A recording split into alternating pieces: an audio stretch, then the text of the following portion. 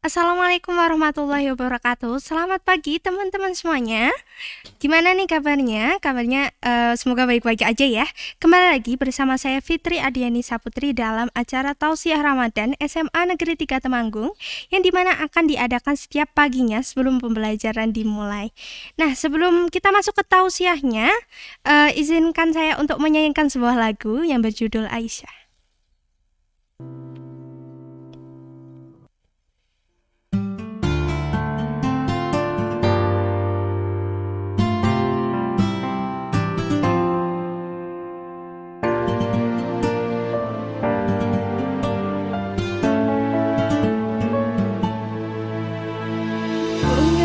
Cantik berseri, kulit putih bersih merah di pipimu. Dia Aisyah, putri Abu Bakar, istri Rasulullah. Sungguh sweet Nabi mencintamu, hingga Nabi minum di bekas pipimu. Bila marah, Nabi kan bermanja, mencubit hidungnya. Aisyah, romantisnya cintamu dengan Nabi. Dengan baginda kau pernah main lari-lari, selalu bersama hingga ujung nyawa kau di samping Rasulullah. Aisyah, sungguh manis oh sirah kasih cintamu, bukan persis novel mula benci jadi rindu. Kau istri tercinta, ya Aisyah yang Rasul sayang kasih cintamu. Ya indah cantik berseri, kulit putih bersih merah di pipimu. Ya Aisyah, putri Abu Bakar, istri Rasulullah. Sungguh sweet Nabi mencintamu, bila lelah Nabi baring di jilbabmu. Seketika kau pula bermanja, mengikat rambutnya. Aisyah, romantisnya cintamu dengan Nabi. Dengan baginda kau pernah main lari-lari, selalu bersama hingga ujung nyawa kau di samping Rasulullah. Aisyah, sungguh manis oh sirah kasih cintamu, persis novel mula benci jadi rindu. Kau istri tercinta, ya Aisyah Umayroh. Aisyah, romantisnya cintamu dengan Nabi. Dengan baginda kau pernah main lari-lari, selalu bersama hingga ujung nyawa kau di samping Rasulullah. Aisyah, sungguh manis oh sirah kasih cintamu, bukan persis novel mula benci jadi rindu. Kau istri tercinta, ya Aisyah yang Umayroh, Rasul sayang kasih cintamu.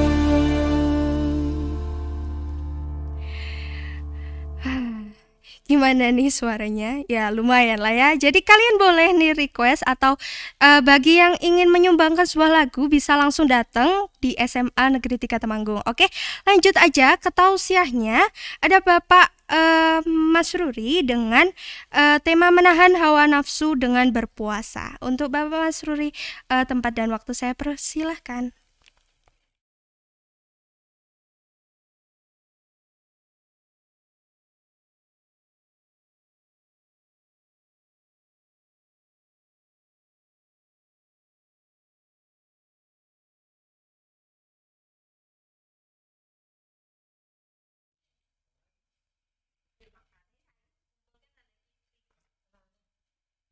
Assalamualaikum warahmatullahi wabarakatuh.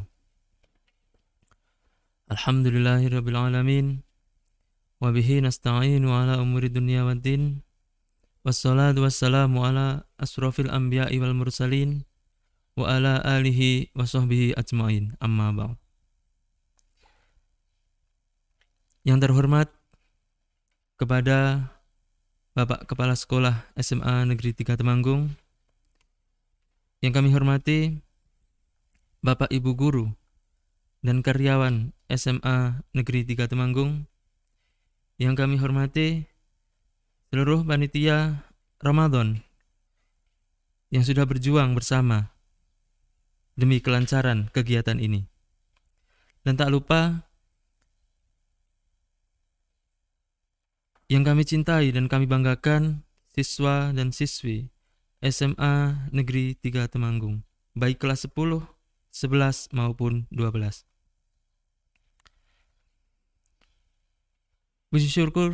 Puji syukur kehadirat Allah yang senantiasa kita panjatkan kehadiratnya atas limpahan rahmat, taufik, hidayah, dan inayahnya pada kita semua. Sehingga sampai saat ini kita masih diberikan ketetapan iman, Islam, dan ihsan. Sehingga pada pagi hari ini kita dapat melakukan kegiatan tausiah Ramadan tanpa ada halangan suatu apapun. Dan tak lupa salawat serta salam kita haturkan kepada Nabi Agung Muhammad SAW yang kita nantikan syafaatnya di yaumul kiamah nanti.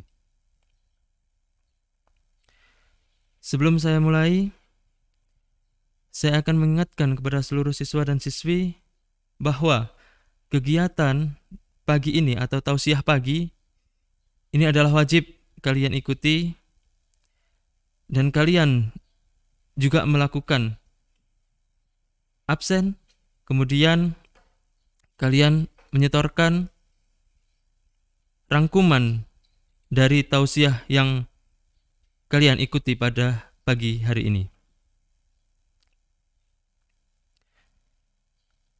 Pada kesempatan kali ini, saya akan menyampaikan tentang menahan hawa nafsu dengan berpuasa. Namun, sebelum saya menjelaskan lebih jauh, kita harus mengetahui dulu awal mula atau asal usulnya nafsu itu.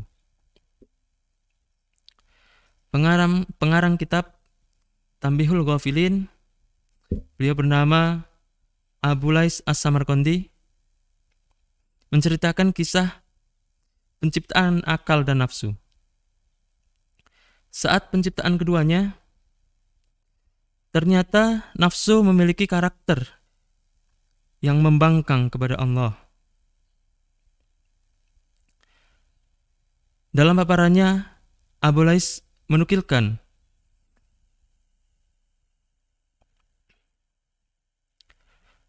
dalam sebuah kitab karangan Utsman bin Hasan bin Ahmad As-Syakir, seorang ulama yang hidup di abad ke-13 Hijriah.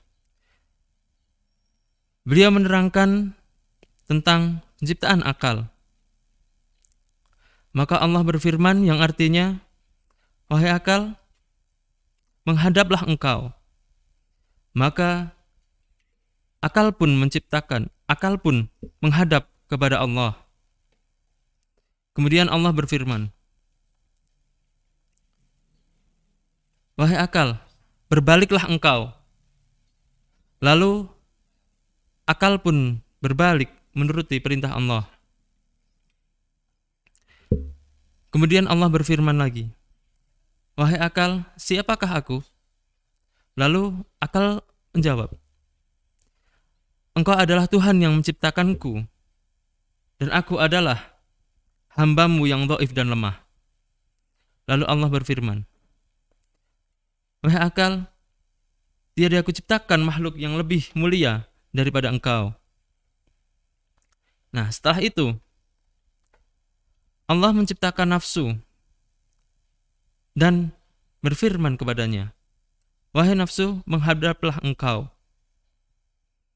Nafsu tidak menjawab dan sebaliknya mendiamkan diri. Kemudian Allah berfirman lagi, "Siapakah engkau dan siapakah aku?"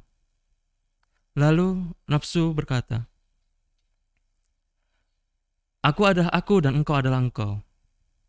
Setelah itu Allah menyiksanya di dalam neraka jahanam selama 100 tahun. Setelah dikeluarkan, Allah berfirman, "Siapakah engkau dan siapakah aku?" Lalu nafsu berkata, "Aku adalah aku dan engkau adalah engkau." Lalu Allah memasukkannya lagi ke dalam neraka selama 100 tahun lagi. Setelah dikeluarkan, Allah bertanya, "Siapakah aku dan siapakah engkau?" Akhirnya nafsu mengakui dengan berkata, "Aku adalah hambamu dan engkau adalah Tuhanku." Nah, setelah itu Allah memasukkan akal dan nafsu ke dalam diri Nabi Adam.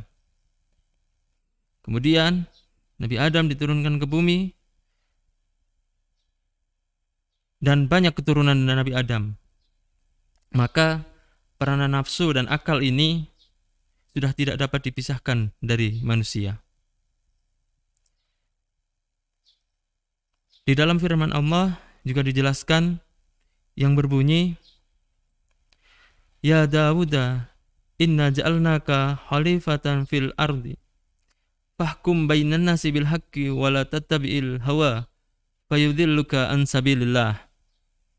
Yang artinya, "Wahai Daud, sesungguhnya kami menjadikan kamu khalifah atau penguasa di muka bumi. Maka berilah keputusan di antara manusia dengan adil dan janganlah kamu mengikuti hawa nafsu, karena ia akan menyesatkan kamu dari jalan Allah." Kemudian dalam hadisnya Rasulullah bersabda, "Kalian telah pulang dari sebuah pertempuran kecil menuju pertempuran besar." Lantas para sahabat bertanya, "Apakah pertempuran besar itu, wahai Rasulullah?" Rasulullah menjawab, "Jihad memerangi hawa nafsu." Jadi jihad yang paling berat yaitu adalah melawan hawa nafsu. Dari ayat dan hadis tersebut dapat disimpulkan bahwa betapa pentingnya kita untuk menahan hawa nafsu. Walaupun demikian, nafsu ini tetap diperlukan oleh manusia. Bila nafsu musnah, manusia pun juga akan musnah. Sebagai contoh, nafsu makan dan nafsu terhadap lawan jenis. Ketika nafsu makan hilang, maka manusia pun akan meninggal. Dan ketika nafsu terhadap lawan jenis pun hilang, maka tidak akan ada penerus untuk kita semua.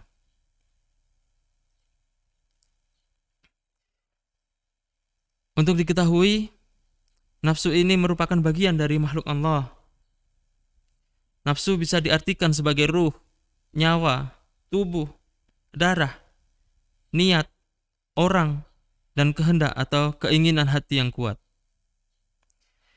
Imam Al-Ghazali dalam kitabnya Ihya Ulumuddin berkata, "Kebahagiaan adalah ketika seseorang mampu menguasai nafsunya, dan kesengsaraan adalah saat seseorang dikuasai nafsunya." Mengenai nafsu, Rasulullah bersabda, "Tidaklah beriman seseorang di antara kalian sampai ia menundukkan hawa nafsunya untuk tunduk pada ajaran yang aku bawa." Menjaga hawa nafsu menjadi sangat penting karena akan mempengaruhi sikap kita.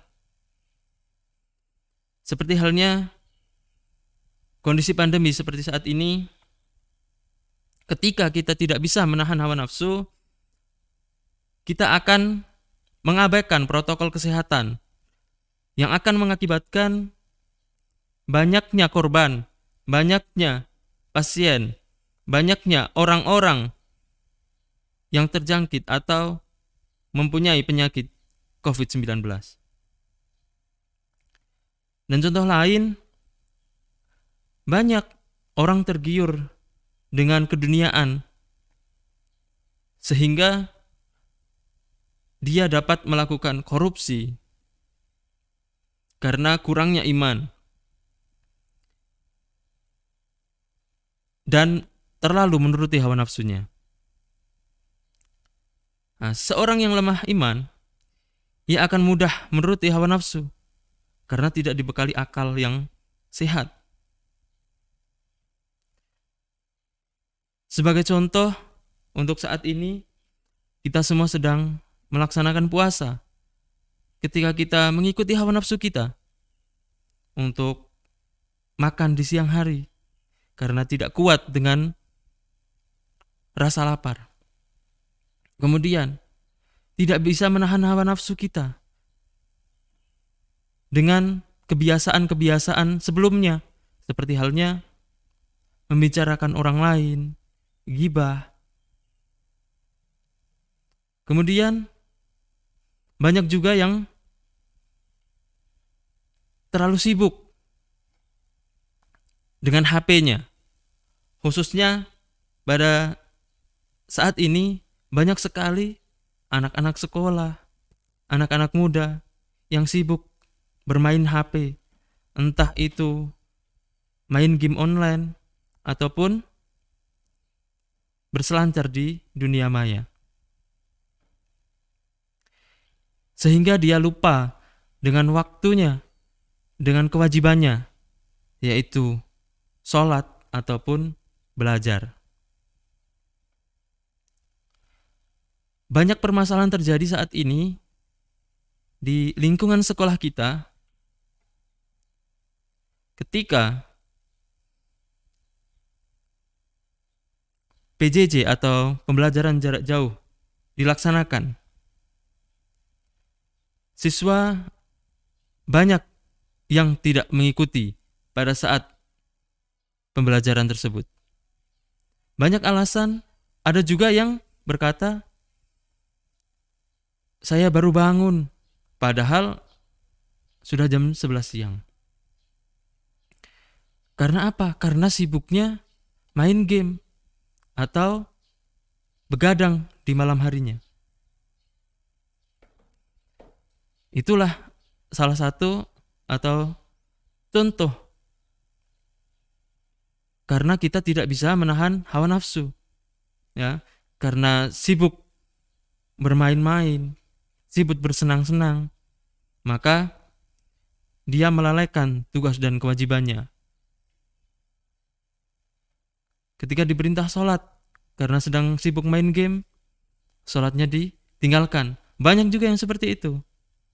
Ya, diperintah oleh orang tuanya, disuruh untuk misalnya nyapu, dia sedang sibuk main game, tidak mengiyakan, tapi malah ada juga yang membentak, ada juga yang lebih keras lagi.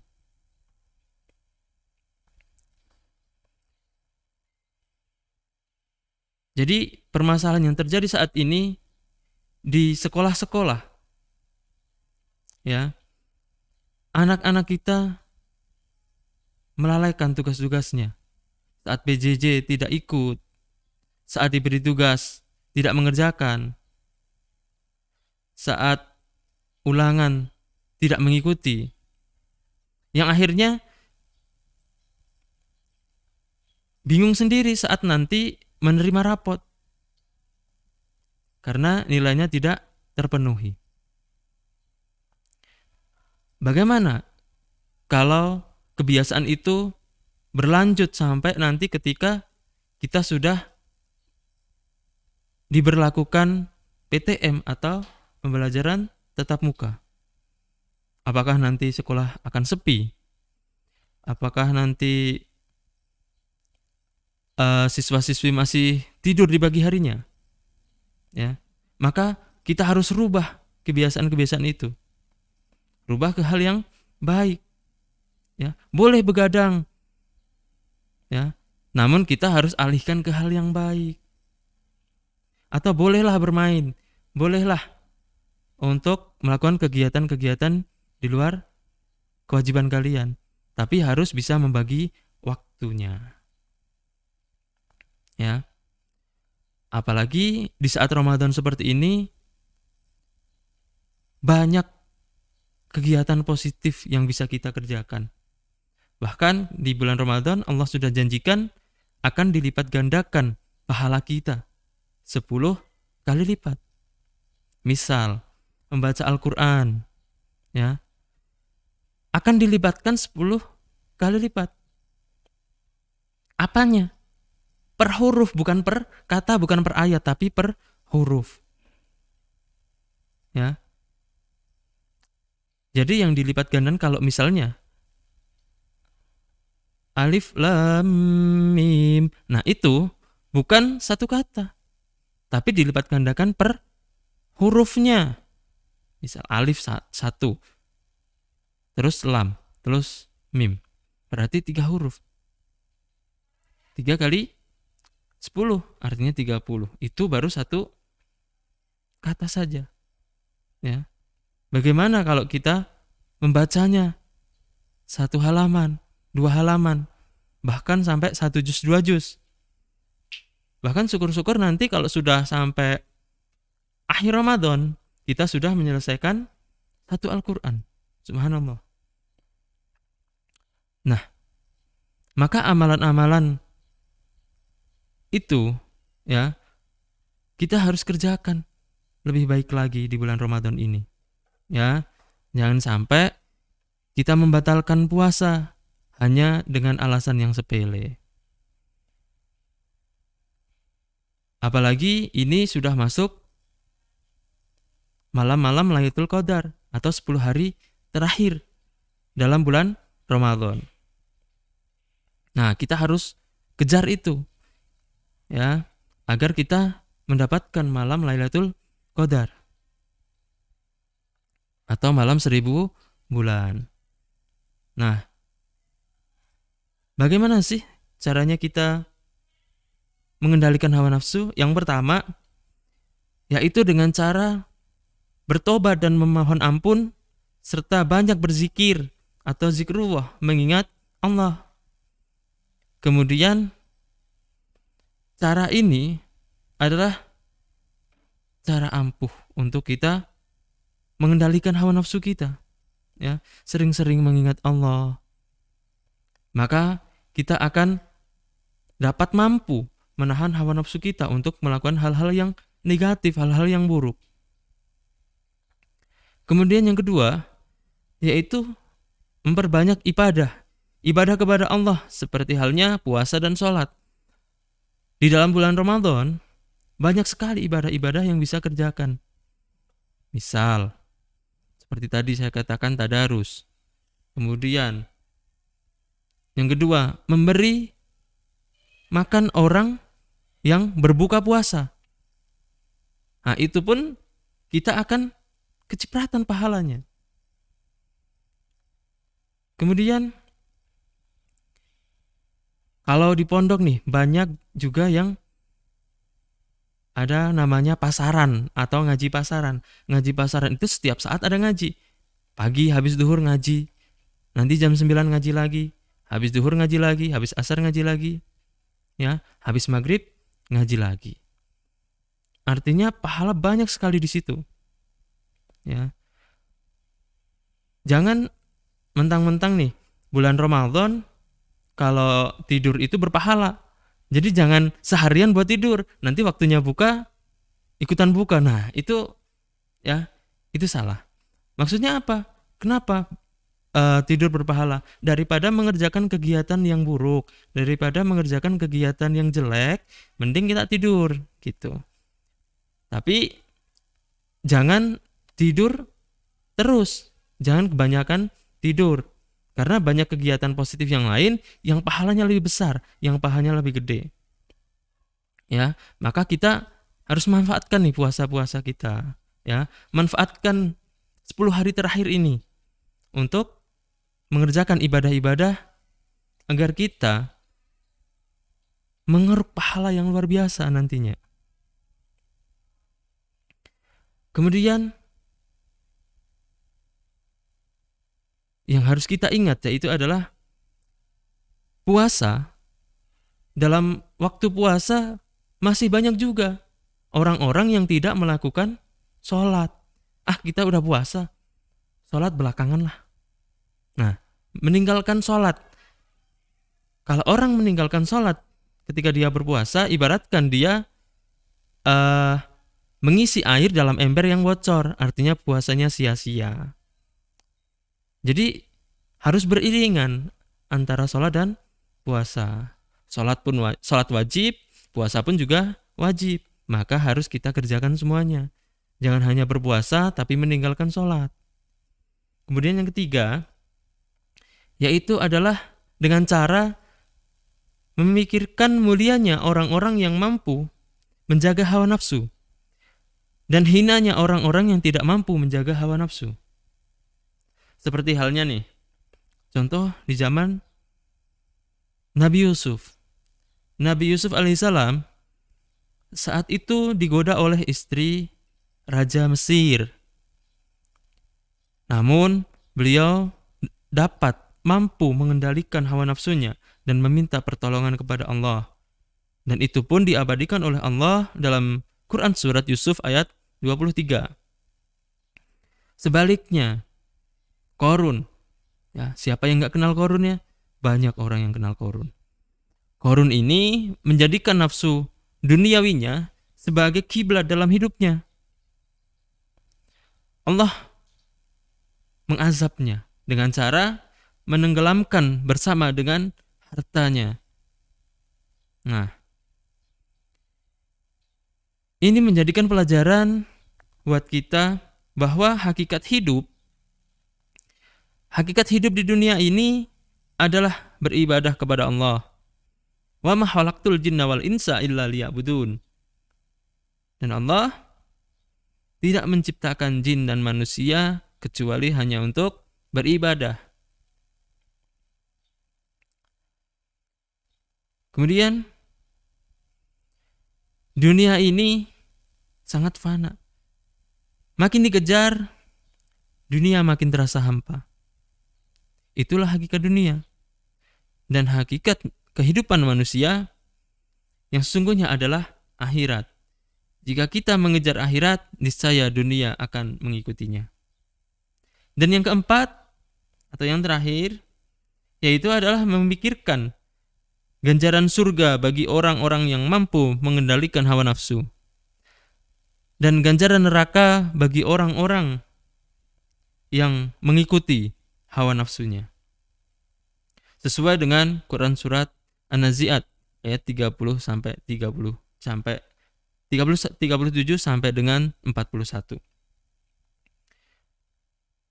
Contohnya yaitu adalah Fir'aun yang sangat sombong dan sudah melampaui batas. Maka apa yang akan didapatkan Fir'aun? Yaitu adalah neraka. Dia akan disiksa di neraka nantinya karena sudah mengaku dirinya sebagai Tuhan. Nah, maka dari itu marilah kita semua bermuhasabah. Ya, introspeksi diri dan benahi diri kita agar menjadi lebih baik, agar dapat mampu menjaga hawa nafsu kita, tidak mudah goyah nafsu kita. Kita dapat meredam nafsu kita. Nah, salah satunya yaitu dengan cara berpuasa. Ada juga orang yang telah balik, mampu, ya, telah memenuhi syarat untuk melakukan nikah. Nah, maka diperintahkan untuk segera menikah. Nah, ketika belum siap menikah, maka diperintahkan untuk berpuasa. Kenapa berpuasa? Karena berpuasalah itu adalah cara untuk menahan hawa nafsu kita. Nah, semoga pembelajaran atau tausiah pagi hari ini dapat bermanfaat kita dapat menguasai hawa nafsu kita, mujahadah an-nafas, ya, menahan hawa nafsu. Dan akhirnya kita akan mendapatkan keberkahan nantinya. Dan semoga puasa kita diridhoi oleh Allah dan mendapatkan pahala yang besar. Terima kasih. Akhir kalam. Wassalamualaikum warahmatullahi wabarakatuh.